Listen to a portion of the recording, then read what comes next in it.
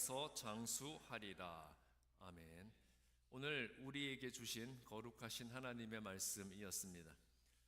자, 여러분들은 누구와 함께 있을 때 가장 기쁘고 즐거우십니까? 누구와 함께 있을 때 가장 좋으세요? 자녀와 함께 있을 때? 아니면 남편이나 아내와 함께 있을 때? 그거는 절대 아니라는 표정 같기도 하고요.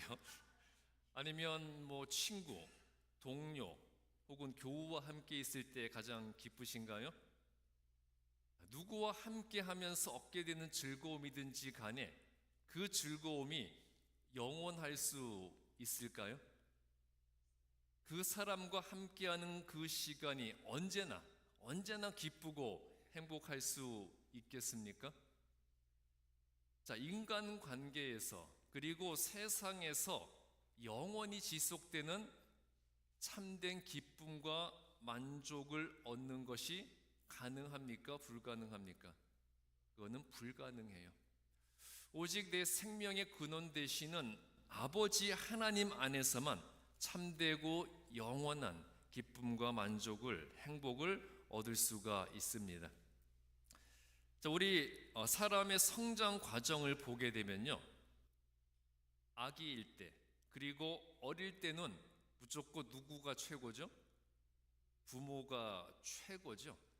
그래서 엄마, 아빠 곁에만 붙어 있으려고 하죠. 그래서 그 시기에 아이들 엄마, 아빠 껌딱지라고 부르잖아요. 엄마, 아빠와 함께 있을 때에 참된 평화와 안정을 누리기 때문이에요. 이 시기에 아이들한테는요, 엄마, 아빠가 이 세상에서 제일 예쁘고 제일 잘생긴 사람이고, 우리 엄마, 아빠가 제일 똑똑하고, 그리고 엄마, 아빠는 무엇이든 못하는 것이 없는 존재라고 여겨요. 자, 그러다가 학교에 들어가고 조금씩 철이 들면서 부모와는 어떻게 됩니까? 차츰 멀어지죠. 부모보다 친구가 더 좋고요. 내 집보다 친구 집이 더 편하고, 부모는 늘상 잔소리만 하는 사람으로 여겨지는 반면에 친구가 내 마음을 더 잘 알아준다고 생각을 합니다. 자, 엄마 아빠가 모든 것을 다 잘하고 다 잘 아는 것은 아니라는 것을 인식하는 때가 바로 이때예요. 부모도 모르는 것이 많고 단지 나보다 경험과 지식이 조금 더 많다고 생각을 합니다. 자, 그 후에 대학생이 되고 청년이 되면 그때부터는 부모를 무시하는 시기가 돼요. 우리 부모는 구식이고 시대와 유행을 모르는 꼰대라고 여기게 되죠. 인생을 나보다 더 많이 살았을지는 몰라도 이제 내가 부모보다 더 많이 배웠기 때문에 내가 더 많이 알고 훨씬 더 지혜와 능력이 뛰어나다고 확신을 합니다. 그러니까 이때부터는 부모가 무슨 말을 해도 무시하고요. 부모의 말은 한 귀로 듣고 한 귀로 흘리면 되는 말이라고 여기고, 그리고 부모의 말은 무조건 반대로 하면 된다고 생각하는 시기입니다. 그런데 이랬던 아이들이 자기가 결혼을 하고 자녀를 키우게 되면, 그러면서 가정과 사회생활에서 온갖 풍파를 마주하게 되면서 비로소 생각이 다시 바뀌게 되죠. 우리 부모는 어떻게 이 모든 일들을 헤쳐나가고 감당하고 이길 수가 있었을까 생각하면서 우리 부모님들이 대단하다고 감탄을 하게 됩니다. 그리고 나서는 결국 부모가 돌아가신 후에야 인생의 중요한 문제들 앞에서 내 부모님이 지금 살아 계시다면 나를 위해서 가장 지혜로운 조언을 해줄 수 있을 텐데, 그렇게 옆에 더 이상 존재하지 않는 부모를 아쉬워하면서 그리워하게 되죠. 자, 하나님과 인간의 관계도 이와 같아요. 처음 하나님을 알고 예수님을 믿게 되었을 때는 하나님이 좋고요, 하나님의 말씀은 무엇이든지 진리고, 그리고 하나님은 못하실 것이 없는 전지전능하신 분이라는 것에 대한 믿음에는 의심이 없습니다. 그리고 그 어디보다 교회에 가는 것이 즐겁고요. 못하실 것이 없는 하나님이 내 아버지라는 사실이 너무 행복해요. 자, 그러다가 신앙의 경륜이 조금 쌓이고 집사쯤 되면 이제 이때부터 하나님의 말씀에 대한 의문이 생기기 시작하고요. 그리고 교회에 대한 모순점이 눈에 들어오기 시작합니다. 그리고 하나님이 좋아서 교회에 오기보다는 그냥 교회에서 사람 만나는 게 좋아서 오고요. 무조건 성경 말씀대로만 살아가는 것은 현실적으로 불가능하다고 여기게 됩니다. 자, 그러다가 시간이 지나서 권사쯤 되면 교회의 모든 것이 다 비합리적으로 보이기 시작해요. 자, 무조건 하나님의 말씀을 진리라고 여기는 것은 어리석은 일이고요. 신앙생활을 막 시작한 사람들의 그 순수한 열정과 순수함을 볼 때 비꼬게 되죠. 나도 저럴 때가 있었지. 그런데 니들도 신앙생활 나만큼 해봐라. 나만큼 교회 다니고 나만큼 신앙생활 해봐라. 그렇게 좋기만 한가. 자, 이런 식으로 초신자들의 열정과 순수함을 무엇인가를 잘 모르는 그러한 행동으로 치부해 버려요. 자, 그러다가 이 권사 말년, 장로쯤 되면 어떻게 되겠습니까? 자기가 성경을 거의 새롭게 쓰려고 합니다. 교회의 전통과 신학 체계를 자기 마음대로 바꾸어 버리려고 하고요. 하나님 말씀대로 행하는 것은 어리석은 일이고 성경 말씀도 다 상황과 환경에 맞게 새롭게 해석하고 적용해야 한다고 주장을 해요. 그리고 가장 중요한 것은 그 모든 중심에는 누가 있어야 되는 겁니까? 내가 있어야 되는 거예요.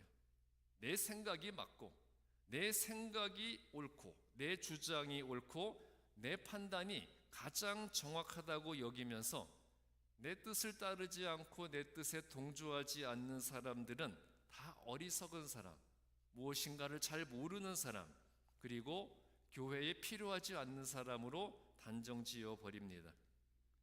장로까지만 와도 이렇게 돼버리니 마지막으로 목사쯤 되면 어떻게 되겠습니까? 자, 목사들도 목사로서의 경륜에 따라 달라지겠지만 이 목사 경력 최고치에 이르게 되면요, 어떤 일이 발생할까요? 자기가 아예 예수의 자리에 앉아버리는 경우가 많습니다. 그래서 과장 좀 보태서 이 세상에는 목사의 숫자만큼 예수가 존재한다는 그런 말도 있습니다. 그러다가 인생의 말년, 죽음을 목전에 두고서야 한없이 연약한 인간의 한계를 깨닫게 되죠. 이때 되면 끝없이 높아졌던 그 교만과 자신감은 다 사라지고요. 그냥 하나님 앞에서 그분의 처분을 기다릴 수밖에 없는 인간의 한계를 절감하면서 그제서야 내가 예수를 좀 더 잘 믿었어야 했는데 이렇게 후회를 하게 돼요. 내가 젊어서 예수를 제대로 믿었다면 이렇게 되지는 않았을 텐데, 내가 예수 잘 믿었다면 지금 이렇게 무섭고 두렵지 않을 텐데 뼈저리게 후회를 하게 되는 겁니다. 자, 많은 사람들이 가정과 가족은 나를 속박하는 곳이라고 여기고 이 가정과 가족을 벗어나서 외부에서 기쁨과 만족을 얻을 것이라고 생각을 해요. 그래서 열심히 세상에서 기쁨과 행복을 찾아보지만, 자, 성숙한 인간이라면 결국 깨닫게 되는 것이 무엇이겠습니까? 나를 가장 사랑하고 내 일을 자기 일처럼 여겨주는 사람은 누구밖에 없어요? 내 가족밖에 없고요. 또 나를 자신보다 더 아끼고 자신의 모든 것을 주고도 더 주지 못해 안타까워하는 존재는 오직 내 부모뿐이라는 것을 알게 됩니다. 자, 신앙에 있어서도요, 시간이 지날수록 직분은 올라가죠. 성경 지식은 더 많이 쌓여가지만 어느덧 신앙생활은 관성적으로 이어져서 이 습관적인 형식적인 행위가 되어버리고요. 그리고 진정한 기쁨과 만족을 하나님이 아니라 세상에서 얻고자 하게 되어버려요. 그래서 세상에서의 성공과 출세를 하고 그로 인해서 얻게 되는 명예와 인기와 물질의 풍요로움이 최고의 가치라고 여기게 되죠. 그래서 나로 하여금 이러한 것들을 얻게 해줄 수 있는 힘 있는 사람을 찾아서 의지하려고 합니다. 흔히 말하는 뭘 찾는 거예요? 나를 도와줄 백을 찾고 줄을 잘 서려고 합니다. 자, 그런데 우리가 나를 도와줄, 내가 원하는 것을 얻게 해줄 그 백을 찾는 데 있어서 하나님은 언제나 몇 순위일까요? 하나님은 언제나 1순위가 아니라 2순위로 밀려버립니다. 나를 도와줄 수 있는 백이라는 백은 다 찾아보다가 결국 어떠한 백도 얻지 못하면 그제서야 내가 가진 백이라고는 하나님밖에 없으니 큰일이네, 그러면서 그냥 혹시나 하는 심정으로 하나님을 찾게 되는 거죠. 자, 그런데 신앙의 성숙에 이르게 되면요, 결국 알게 되는 것이 어떠한 인간도 큰 힘을 가졌다고 생각했던 그런 사람들조차도 결국은 한계를 가진 연약한 인간에 불과하다는 사실이고요, 한치 앞을 내다보지 못하는 인간은 어느 누구도 자신의 미래를 스스로 계획한 대로 만들어 나갈 수 없다는 것이에요. 이 세상을 창조하시고 그 세상의 주인으로 인간을 지으신 하나님만이 우리의 모든 것을 주관하시고 우리의 미래를 자신의 뜻대로 이끌어 가시면서 우리에게 필요한 모든 것을 제공해 주실 수 있습니다. 오직 하나님 안에서만, 아버지 되신 하나님 안에서만 참된 기쁨과 만족과 행복을 찾을 수 있다는 것이에요. 자, 오늘 구약 본문 시편 144편 12절부터 15절은 참되고 영원한 번영과 평화는 하나님에 대한 예배와 순종의 결과로 주어진다는 것을 말씀하고 있습니다. 시편 144편 12절에 나오는 이 장성한 나무와 아름다운 모퉁이 돌들은요, 당시 최고의 번영을 누리고 있던 이스라엘의 힘과 위용을 상징하고 있고요, 13절에 곡간에 가득한 백곡과 들에서 번성하는 양들은 이스라엘의 풍요로움을 상징하고 있고요, 그리고 14절은 전쟁으로 인한 적들의 침략을 걱정할 필요가 없는 그런 평화를 의미하고 있어요. 자, 이렇게 번영과 풍요로움과 평화가 가득한 상태, 이와 같이 모든 것이 완벽해서 어떠한 걱정도 없이 살 수 있는 것이 현실에서 가능할까요? 불가능할까요? 그건 현실에서 불가능하죠. 그런데 15절에서요, 하나님은 이스라엘이 하나님을 자신들의 참된 주인으로 믿고 섬기면서 하나님 앞에서 참된 기쁨을 누리고자 할 때 모든 것이 완벽하고 완전한 상황에서 누릴 수 있는 참된 평안과 만족을 주겠다고 약속을 하셨습니다. 즉 하나님만을 유일하신 아버지로 믿고 그를 의지할 때 자녀에게 모든 것을 아낌없이 주시는 하나님의 축복과 은혜를 누릴 수 있다는 말씀이에요. 자, 그리고 신약 본문 에베소서 6장 1절부터 3절은 부모를 향한 자녀의 도리에 대한 말씀이에요. 자, 예수님은 부모에 대한 순종과 공경의 의무를 통해서 하나님에 대한 인간의 도리를 설명하시고 있습니다. 나를 이 세상에 존재하게 해준 부모는 인간을 지으신 하나님의 모습을 반영하고 있고요, 그 부모에 대한 효도의 의무와 책임은 하나님에 대한 순종이 나를 창조하신 하나님에 대한 당연한 의무라는 것을 보여주는 것이에요. 자, 그런데 에베소서 6장 2절에서 부모를 공경하는 것이 약속이 있는 첫 계명이라고 강조하고 있죠. 그런데 십계명에서는 부모를 공경하라는 계명이 첫 번째 계명이 아니라 몇 번째 계명입니까? 십계명을 알기는 하시죠? 제5계명이잖아요. 제5계명인데 왜 여기서는 부모를 공경하는 것이 약속 있는 첫 계명이라고 말하고 있을까요? 자, 십계명이 여러분 성경 공부 시간에 다 배운 겁니다. 십계명이 1계명부터 4계명까지는 어디에 관계된 계명입니까? 하나님과 인간의 관계에 대한 계명이고요. 5계명부터 10계명까지가 바로 인간 상호 간의 관계에서 지켜야 할 계명이에요. 그러니까 인간 관계에서 지켜야 할 계명 중에 첫 번째가 바로 제5계명인 내 부모를 공경하라는 것입니다. 자, 인간을 축복하시겠다는 하나님의 약속을 누리게 해주는 가장 중요한 계명이 바로 부모를 공경하는 것이에요.